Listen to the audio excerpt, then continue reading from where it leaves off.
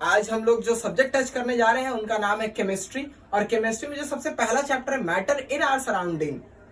और बहुत सारे बच्चे का हमारे पास ये कॉम्प्लीमेंट आया कि सर ठीक है 10th क्लास के लिए कुछ ठीक है, हम लोग के लिए भी कुछ कर दिए। 12th क्लास के भी बच्चे का अच्छा रिस्पांस था बायोटेक्नोलॉजी वाले वीडियो में। आप फिर से एक बार वीडियो को जाकर रिव्यू कर सकते हैं। 10th क्लास के आपके जो भी भैया दीदी हैं उनको भी जाकर ये फॉरवर्ड कर सकते हैं मेरे पहले वाले वीडियोस को। तो हम लोग आज 9th क्लास के बारे में बात करते हैं। बेसिकली बच्चे जब ये मैटर इन आवर सराउंडिंग पढ़ते हैं तो उनको बहुत ज्यादा अच्छा लगता है क्योंकि काफी इजी चैप्टर है। लेकिन एक टॉपिक पर आकर जो ये अटक जाते हैं जिन टॉपिक का नाम है लैटेंट हीट। एक्चुअली में अगर इस सीनियर क्लासेस के बारे में आपके लिए अगर बात करें तो ये लैटेंट हीट है वो फिजिक्स का टॉपिक है। और 11th और 12th में 11th क्लास में अगर बात करें तो फिजिक्स और केमिस्ट्री में यही एक ऐसा चैप्टर है जो कॉमन है। दोनों जगह आपको ये मिलेगा थर्मोडायनेमिक्स, उसी में हम लोग को ये पढ़ना है लैटेंट हीट के बारे में। तो आज हम लोग पढ़ने जा रहे हैं latent heat.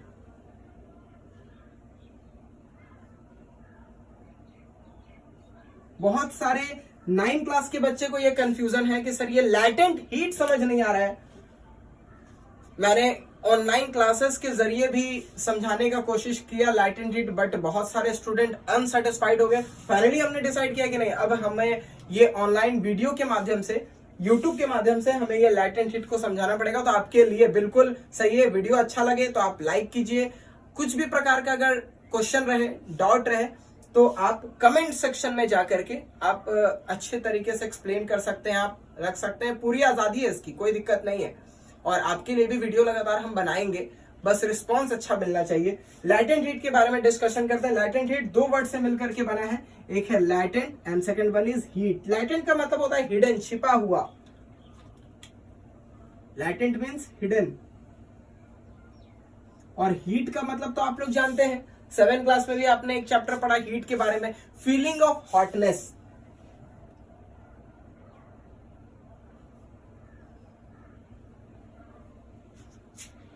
Feeling of hot, ठीक है, या हॉटनेस जो भी। तो बेसिकली होता क्या है, लैटेंट हीट क्या होता है, अब आइए इसके बारे में हम लोग जानते हैं। तो बेसिकली इसका पहले हम लोग डेफिनेशन जान ले कि लैटेंट हीट है क्या। तो लैटेंट हीट हम लोग डिफाइन कर सकते हैं, latent heat the heat energy, एक प्रकार का ये हीट एनर्जी है।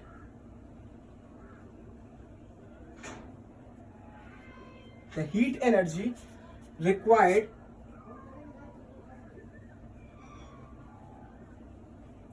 to convert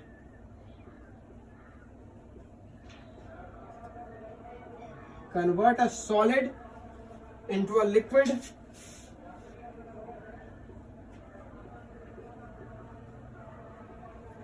or a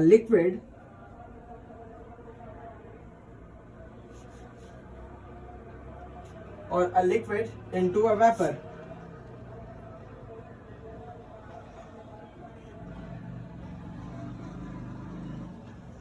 सबसे हैरानी वाली बात यही है कि जब सॉलिड से, ध्यान से, जब सॉलिड से लिक्विड में बदलेगा या फिर लिक्विड से गैस में बदलेगा, तो भैया लैटेंट हीट का यही खूबी है कि टेम्परेचर नहीं बढ़ने वाला, विदाउट राइजिंग इट्स टेम्परेचर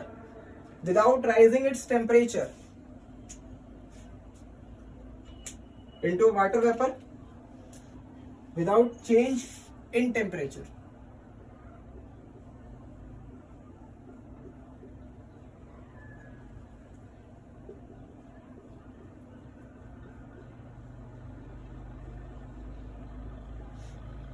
देखिए वीडियो को ध्यान से देखते रहिएगा। लास्ट में हम लोग एक सवाल भी पूछते हैं जो कि आपके लिए काफी ज्यादा इंपॉर्टेंट होगा। देखिए एक बार इसको फिर से समझा देते हैं कि कभी भी आपको एक बेसिक नॉलेज बता दें कि मान लीजिए कोई भी सॉलिड है, जैसे अगर गर्मी का भी सीजन है, हम लोग के फ्रिज में आइस जम रहा होगा, फ्रीजर से आपको आइस निकालकर अपने हाथ पर रखना है, ठीक है। फ्रिज में था तो सर वो लिक्विड में नहीं आया, लेकिन जैसे ही हम लोग उसको हाथ पर रखते हैं, उस आइस के क्यूब को हम लोग हाथ पर रखते हैं तो वो मेल्ट करना स्टार्ट हो जाता है, मेल्टिंग हो जाता है उसका।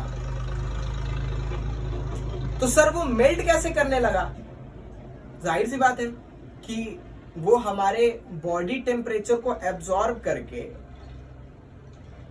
वो जो सॉलिड था वो लिक्विड में कन्वर्ट हो गया। बहुत सिंपल सा बात है, हम लोग भी पहले पढ़ चुके हैं कि जब कोई भी सॉलिड लिक्विड में बदलना चाहता है तो वो टेम्परेचर को गेन करता है, ठीक है, टेम्परेचर को यूटिलाइज करता है, टेम्परेचर को एब्जॉर्ब करता है, ठीक है। तो जाहिर सी बात है भैया, अगर आप टेम्परेचर को एब्जॉर्ब करोगे, ध्यान से सुनिएगा, टेम्परेचर को अगर तुम एब्जॉर्ब करोगे तो तुम्हारे बॉडी का टेम्परेचर भी तो इंक्रीज कर जाना चाहिए ना।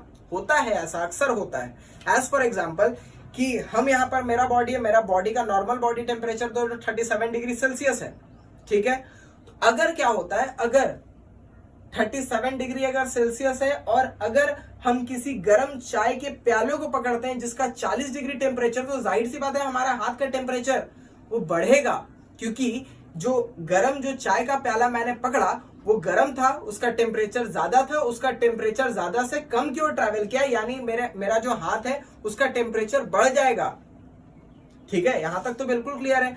तो बेसिकली होता क्या है कि जब भी हीट एनर्जी किसी भी बॉडी को हम लोग देते हैं तो उस बॉडी का जो हीट एनर्जी गेन किया उसका टेम्परेचर इंक्रीज होता हुआ नजर आता है, ठीक है। लेकिन कुछ कुछ केस में ऐसे होते हैं कि कोई भी state of matter, as for example solid, वो टेम्परेचर को एब्जॉर्ब कर रहा है तो उसका टेम्परेचर बढ़ भी रहा है, लेकिन उस समय जब वो बॉडी अपना स्टेट चेंज कर रहा होता है तो जरूरत तो वहां पर हीट एनर्जी की पड़ती ही है, लेकिन वहां पर कभी उस बॉडी का टेम्परेचर नहीं बढ़ता है। तो बच्चे के मन में यही सवाल आता है कि सर आखिर में वो टेम्परेचर गया तो गया कहां। तो वैसे हीट एनर्जी को हम लोग नाम देते हैं लैटेंट हीट, जो गायब हो गया, पता ही नहीं चल पाया कि कहां गया। The heat energy required to convert a solid into a liquid. एक ही का एग्जांपल लेते हैं, सॉलिड का लिक्विड, यानी सॉलिड से लिक्विड में बदलता है। एक आइस क्यूब पानी में बदल जाता है तो उसको टेम्परेचर चाहिए, ठीक है, टेम्परेचर चाहिए। तो टेम्परेचर जो हम लोग देंगे तो भैया वो सॉलिड का टेम्परेचर तो बढ़ जाना चाहिए ना, लेकिन बढ़ता नहीं है, यही प्रॉब्लम क्रिएट होता है। तो आखिर में गया कहां, सॉलिड से liquid. As for example solid के बारे में अगर हम लोग बात करें, अब इस डेफिनेशन को पहले नोट कर लीजिए, उसके बाद हम लोग एक्सप्लेन करते हैं।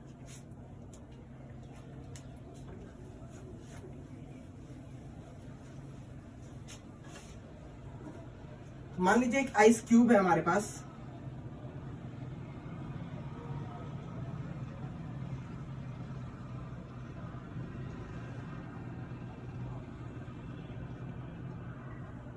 आइस क्यूब है, धीरे धीरे हल्का हल्का पिघल रहा है यहां पर। तो आपको पता है कि आइस है, दिस इज आइस, ठीक है, पिघल रहा है, स्टार्ट हो रहा है पिघलना। तो पिघलने के लिए इसका जो मेल्टिंग पॉइंट है वो 0 डिग्री सेल्सियस है। कभी ना कभी तो ये -20 डिग्री पे हुआ करता होगा। -20 से जब इसको हम लोग 5 डिग्री टेम्परेचर देते हैं तो इसका टेम्परेचर बढ़ करके -15 डिग्री हो जाता है। बहुत सारे बच्चे कंफ्यूज कर रहे हैं, सर -20 बढ़ा है कि -15। तो थोड़ा मैथ्स का लॉजिक है, आप जाकर इंटीजर अच्छे से पढ़िए। तो जैसे ही हम लोग उस टेम्परेचर देते हैं, टेम्परेचर 5 डिग्री देते हैं तो -20 से -15 हो जाता है, फिर 10 डिग्री देते हैं तो -5 हो जाता है। यानी जब जब हम टेम्परेचर दे रहे हैं तो इस सॉलिड के बॉडी का टेम्परेचर में चेंज होता हुआ नजर आ रहा है। लेकिन इनको पता है कि मेरा औकात भैया 0 डिग्री सेल्सियस पर है, कि अब हमको 0 डिग्री के बाद टेम्परेचर दीजिएगा तो मेरा स्टेट सॉलिड नहीं होने वाला, बल्कि क्या हो जाएगा, लिक्विड हो जाएगा। तो अब 0 डिग्री तक पहुंचा देते हैं हम लोग, टेम्परेचर दे देकर भैया टेम्परेचर अब्सॉर्ब करते करते 0 डिग्री पहुंच जाता है। लेकिन एक समय ऐसा आता है कि जब इसको हम लोग टेम्परेचर 0 डिग्री के बाद देते हैं, जैसे मान लीजिए अब यहाँ पर हम लोग +2 डिग्री सेल्सियस देते हैं, 2 डिग्री और दिए तो अब इसको तो 2 डिग्री हो जाना चाहिए, लेकिन यहाँ पर अब 2 डिग्री नहीं होगा, 0 डिग्री ही सेल्सियस होगा। यही सवाल आता है कि सर यहाँ पर अब ये 2 डिग्री सेल्सियस क्यों नहीं इंक्रीज हुआ, आखिर में इसका बॉडी जो है 2 डिग्री सेल्सियस क्यों नहीं इंक्रीज किया, कहाँ गया वो 2 डिग्री सेल्सियस वाला टेम्परेचर, कहाँ गया वो टेम्परेचर। तो आइए बात करते हैं, थोड़ा सा इसको हम जूम लेकर के चलते हैं। इसके पार्टिकल्स, सॉलिड के पार्टिकल्स आपको पता है काफी ज्यादा क्लोज होते हैं, ठीक है। तो जैसा ही हम लोग इसको हीट एनर्जी प्रोवाइड करते हैं, when we provide heat energy to that solid particle,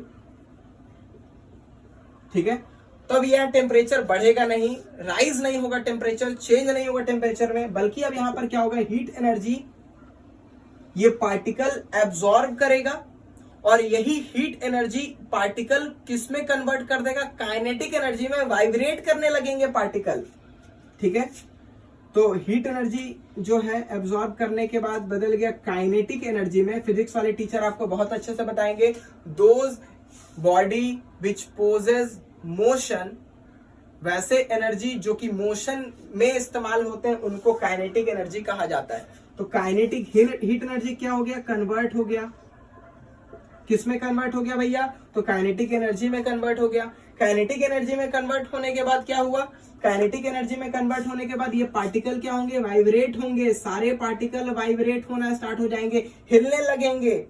जब भी कोई बहुत ज्यादा हीट हो जाता है ना तो वाइब्रेट करने लगता है, ठीक है। तो काइनेटिक एनर्जी क्या करने लगेंगे, उसके बाद वाइब्रेट करने लगेंगे, पार्टिकल्स स्टार्ट्स वाइब्रेटिंग। तो पार्टिकल जब वाइब्रेट जब करेंगे तो दोनों पार्टिकल के बीच में आप देख रहे होंगे, दोनों मॉलिक्यूल के बीच में आप देख रहे होंगे कोई गैप नहीं है, there is no intermolecular space. लेकिन जैसे ही पार्टिकल काइनेटिक एनर्जी की वजह से वाइब्रेट करना स्टार्ट करेंगे तो पार्टिकल के बीच में इंटरमॉलिक्यूलर स्पेस क्या हो जाएगा, इंक्रीज हो जाएगा, और दोनों के बीच में वाइब्रेशन होने की वजह से, वाइब्रेशन हो जाने की वजह से अब देखिए दोनों के बीच में गैप आ गया, पार्टिकल्स के बीच में क्या हो गए, गैप हो गए, ठीक है। तो हीट एनर्जी अब आपको थोड़ा सा अंदाजा हो रहा होगा कि वाइब्रेट करने की वजह से क्या हो जाता है, इंक्रीज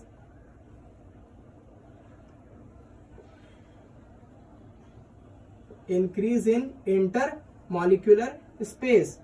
तो इंक्रीज इन इंटरमॉलिक्यूलर स्पेस हो गए। अब इंटरमॉलिक्यूलर स्पेस, अब ये तो सॉलिड जैसा रहा नहीं, क्योंकि सॉलिड के पार्टिकल तो काफी ज्यादा क्लोजली पैक्ड होते हैं, तो सर ये तो लिक्विड जैसा बन गया, तो अब यहां पर लिक्विड बन जाते हैं, यहाँ पे चेंज इन स्टेट हो जाता है, चेंज इन स्टेट। तो यहां पर कोई भी सॉलिड, अब यहां पर आपको पता चल गया हो कि जो हीट एनर्जी वो टेम्परेचर बढ़ाने के लिए इस्तेमाल नहीं हुआ, बल्कि किसके लिए इस्तेमाल हुआ, चेंज इन स्टेट, स्टेट को चेंज करने के लिए इस्तेमाल होता है। तो वैसा हीट, आपको फिर से एक बार रिवीजन करवा दें, वैसे हीट एनर्जी जो कि स्टेट को चेंज करने के लिए इस्तेमाल होते हैं, वैसे हीट एनर्जी को हम लोग नाम देते हैं latent heat.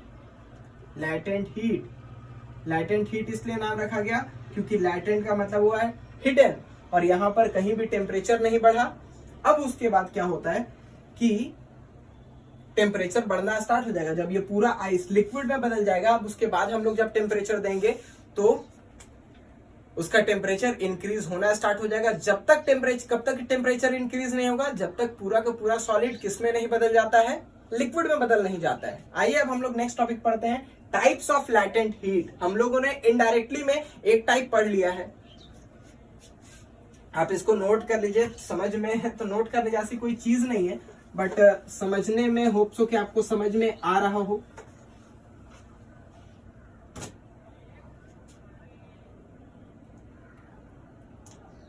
Types of latent heat.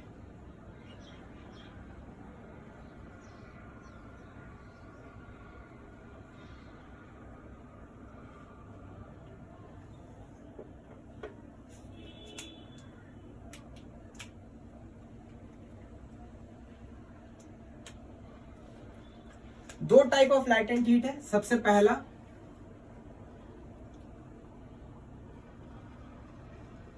Latent heat, अभी जो हम लोगों ने पढ़ा, सॉलिड से किस में बदला भाई, कोई आइस जो सॉलिड था, पानी जो लिक्विड था, किस में बदल गया, सॉलिड जो था वो लिक्विड में बदल गया। तो वैसे लैटेंट हीट, वो लैटेंट हीट को हम लोग कहेंगे लैटेंट हीट ऑफ फ्यूजन। और दूसरा लैटेंट हीट ऑफ फ्यूजन में अगर देखा जाए तो आइस का हम लोग देखे थे, ये किस में होता है, यहाँ ब्रैकेट में हम लोग लिख दें, आइस किस में बदल जाएगा, वाटर में, सेम कहानी है। और दूसरा है लैटेंट हीट ऑफ वेपराइजेशन, इसमें किस में बदल जाएगा, वाटर।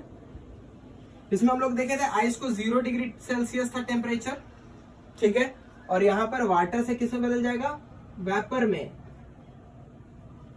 यहां पर 100 डिग्री सेल्सियस हो। कहानी सेम है, दोबारा हमको नहीं समझाने का जरूरत है, कहानी वाटर के साथ भी यही होने वाला है, बस वहां पर सॉलिड से लिक्विड हुआ था, यहाँ पर लिक्विड से गैस में हो जाएगा। बहुत सिंपल सी बात है, यहां तक मेरे ख्याल से कोई डाउट, कोई परेशानी नहीं होनी चाहिए। आपके लिए एक होमवर्क यही है कि आप दोनों का डेफिनेशन लिख करके रखिएगा, और एक कमेंट बॉक्स के लिए भी आपको एक क्वेश्चन अभी हम देंगे, काफी इंटरेस्टिंग रहेगा, ठीक है। देखिए हम लोग इसको इरेज करते हैं, ग्राफ के माध्यम से भी आप समझ सकते हैं। ग्राफ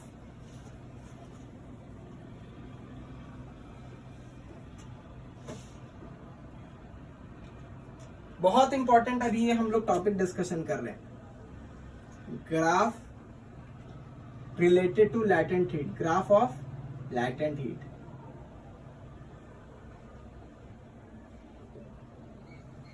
देखिएगा, ध्यान से बिल्कुल फोकस करना है।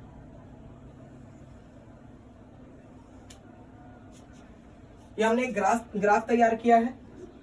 यहां पर हम लोग टेम्परेचर को इंक्रीज करेंगे, टेम्परेचर ऊपर में इंक्रीज होता हुआ दिखाई देगा, ठीक है, टेम्परेचर। और यहां पर हीट सप्लाइड, मैंने कितना हीट सप्लाइड किया है।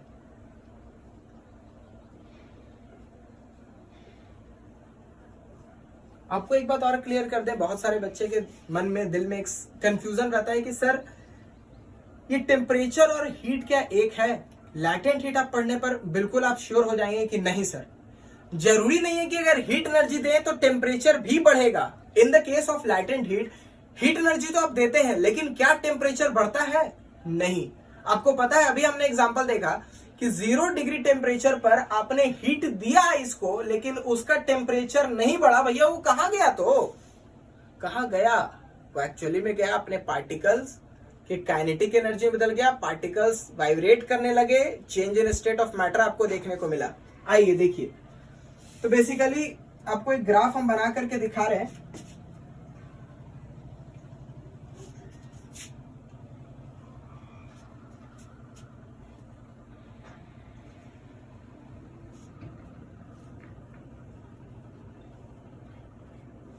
अब इसको थोड़ा समझना है। ये बिल्कुल एक आपके स्टेयर, सीढ़ी के जैसा हो गया, लेकिन आपको समझना है।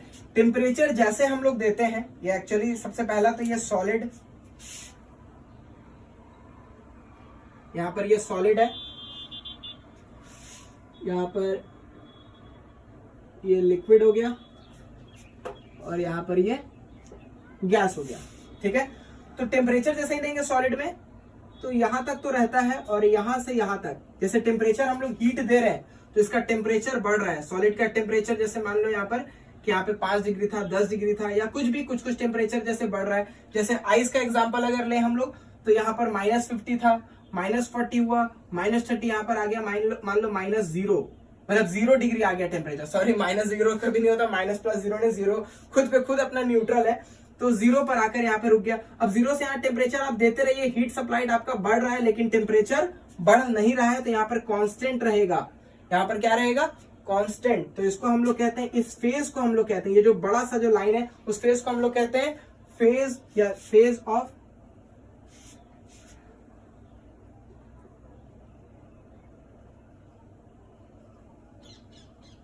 Of change. यहीं से आप देख रहे हैं कि फिर लिक्विड होगा, और जहां पे टेम्परेचर बढ़ रहा है, यहां पे टेम्परेचर बढ़ रहा है, इस फेज को हम लोग कहते हैं सेंसिबल फेज। आप कॉमनली समझिए, जहां पर हीट देने से टेम्परेचर बढ़ रहा है उसको सेंसिबल फेज कहें, और वहां पर जहां पर हीट देने से टेम्परेचर नहीं बढ़ रहा है, जहां पर चेंज हो रहा है, सॉलिड का लिक्विड में चेंज हो जाना, उसी तरह से यहां भी ये बताइए, यहां पर इसको क्या कहेंगे? सेंसिबल फेज कहेंगे, और यहां पर कहेंगे फेज ऑफ चेंज। यहां पर फेज ऑफ चेंज जो रहेगा वो फ्यूजन रहेगा। यहां पर जो फेज ऑफ चेंज जो रहेगा वो क्या रहेगा बताइए? Phase of vaporisation. फिर यहां पर फिर से सेंसिबल फेज स्टार्ट हो गया। बहुत सिंपल है, जो स्लोप आपको दिख रहा है वो क्या रहेगा? सेंसिबल फेज रहेगा, यानी वहां पर टेम्परेचर बढ़ेगा, और जो स्ट्रेट है, जो पैरेलल टू द दिस है, आपको बता दें ये एक्स एक्सिस है, ये वाई एक्सिस है, जो parallel to the Y axis रहेगा वो रहेगा फेज ऑफ चेंज। यहां पर टेम्परेचर नहीं बढ़ेगा, यहां पर सिर्फ state of matter he change करेगा। उसी तरह से यहां भी लिक्विड से गैस में बदल रहा है। फिर यहां भी आप ऐसे इसको नंबरिंग कर सकते हैं, 0 O A B C D E, ठीक है। आप हमको बताइए, होमवर्क करके लाइए और बताइए कमेंट सेक्शन में भी कि 0 से A में कौन सा फेज हो गया, A से B में कौन सा, सबका आपको नेमिंग करना है। B से C तक कौन सा फेज हो गया, C से D तक कौन सा फेज हो गया, D से E तक कौन सा फेज हो गया। होप सो कि आप मेरा ये होमवर्क कंप्लीट करें, और आपको एक कमेंट बॉक्स का सेक्शन बता दें कि इंटरेस्टिंग क्वेश्चन आप सर्च कर लीजिए कहीं भी, और कमेंट बॉक्स में कमेंट करके बताइए कि 0 डिग्री टेम्परेचर पर, जैसे ही हम लोग 0 डिग्री टेम्परेचर या हीट देते हैं, उतना टेम्परेचर हम लोग देते हैं, तो वहां पर आइस भी है और कुछ कुछ वाटर भी है, लेकिन दोनों का टेम्परेचर क्या है? दोनों का टेम्परेचर 0 डिग्री सेल्सियस है। तो आपको यही बताना है कि दोनों में हीट एनर्जी किसके पास ज्यादा होगा। टेम्परेचर दोनों का सेम है। बहुत इंटरेस्टिंग क्वेश्चन है। 0 डिग्री सेल्सियस पर आइस का भी टेम्परेचर अगर मेजर किया जाए तो 0 डिग्री ही होगा, क्योंकि वो लैटेंट हीट ऑफ फ्यूजन हो रहा है, वो चेंजिंग फेज हम लोग देख रहे हैं। और जो लिक्विड जो है उसका भी जो टेम्परेचर अगर मेजर करेंगे तो उसका भी 0 डिग्री सेल्सियस होगा। तो आपको बताना है कि दोनों में से हीट एनर्जी किसके पास ज्यादा होगा, यही मेरा क्वेश्चन है। आपको दो ऑप्शन है, सबसे पहला वो आइस के पास हीट एनर्जी ज्यादा होगा या लिक्विड के पास हीट एनर्जी ज्यादा होगा। उम्मीद करते हैं आपको ये टॉपिक समझ में आया हो। लैटेंट हीट आसान था लेकिन कंफ्यूजन होता है। होप सो कि ये वीडियो के माध्यम से आपको समझ में आ गया हो। अगर समझ में आ गया हो तो लाइक कीजिए, शेयर कीजिए, बाकी लोग के पास ये वीडियो पहुंचाइए। कुछ 10th स्टूडेंट के लिए भी ये देखना काफी ज्यादा जरूरी है, क्योंकि कहीं ना कहीं 9th क्लास का ये टॉपिक आपसे वो छूट गया हो जो कि 11th और 12th में आपको परेशान कर सकता है। और ये टॉपिक थर्मोडायनेमिक्स के अंदर आता है। हमने काफी बेसिक तरीके से समझाया है, ज्यादा हाई लेवल पर हम गए नहीं है। बहुत सारा चीज था जो अभी बताना चाहिए, लेकिन 9th क्लास के बच्चे के लिए इतना ही जानना जरूरी है। वीडियो अच्छा लगे तो आप शेयर कीजिए, प्यार बांटिए, पढ़ते रहिए। मेरे तरफ से ऑल द बेस्ट और उम्मीद करते हैं कोई भी अगर डाउट रहे तो आप हमसे बेहिचक कमेंट बॉक्स में पूछ सकते हैं। Thank you. आज के लिए इतना ही, फिर मिलते हैं नेक्स्ट क्लास में। आपके नेक्स्ट डाउट को हम लोग क्लियर करेंगे। All the best.